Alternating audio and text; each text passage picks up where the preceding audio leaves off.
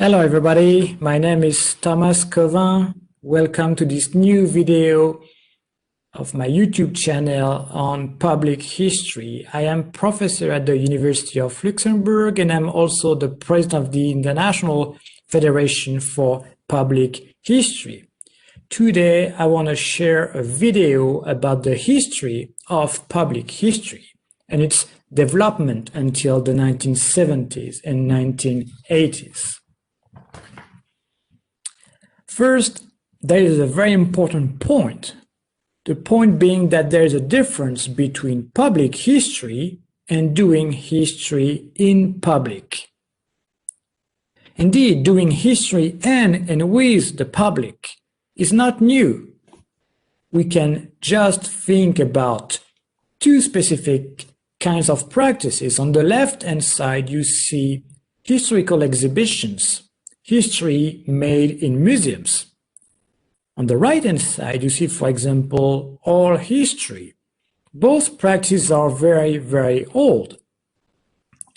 Similarly, there have been lots of historians working in public institutions, in governments, all along the 20th century. But if those practices are quite old, the term and field of public history is way more recent. If the term public history was made popular in the 1970s, it was part of a broader context of change in how we make history. In the 1960s and 1970s, there were various currents who argued for a new kind of history.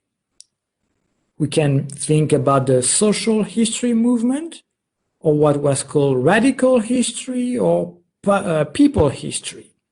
For example, on the slide, you see Raphael Samuel on the left-hand side, who developed the history workshop movement in the United Kingdom in the 1970s. We can also mention the micro-history movement on the right-hand side that developed partly in Italy. The different movements in the 1960s, 1970s had something in common. It was a wish for democratization of the process of making history. It was giving a voice to underrepresented groups. It was also, to some extent, moving away from the unique grand narrative, moving away from a simple focus on the elites. In this context, an historian from the United States proposed a new term, public history. The term public history was first coined and used by Robert Kelly, that you see on the left, in 1976 at the University of California at Santa Barbara. With his colleagues, Wesley G. Johnson, that you can see on the right, and other historians, they argued for a new field in history, a new field called public history. They initially simply defined public history as the employment of historians and historical method outside academia.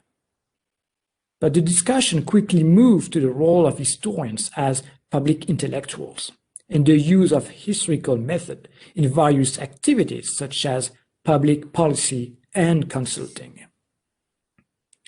Public history became quite successful in the United States in the 1970s and later in the 1980s as a field of the historical discipline. There was what we can call an institutionalization of public history in the United States. As I said, the first university program opened in 1976 at the University of California at Santa Barbara. It was rapidly followed by others all around the country. In 1979, the National Council on Public History was created, which was and is still the main organization in the United States dealing with public history. In 1978, the journal The Public Historian was created, also devoted to public history.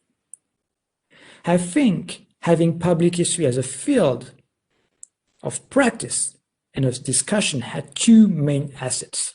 First, it allows a discussion on what standards we expect from the field of public history. This was particularly useful for the training of new students in public history. On a more theoretical level, It helped foster a discussion on how we do public history. What's the role of audiences, partners, and how they impact the overall process of making history. By the 1980s, the field of public history started to develop in North America. Now, if you want to know more about the development of public history in other parts of the world, I invite you to watch my next video on the internationalization of public history. As usual, feel free to comment on that video, to ask questions, or to propose new topics for new videos.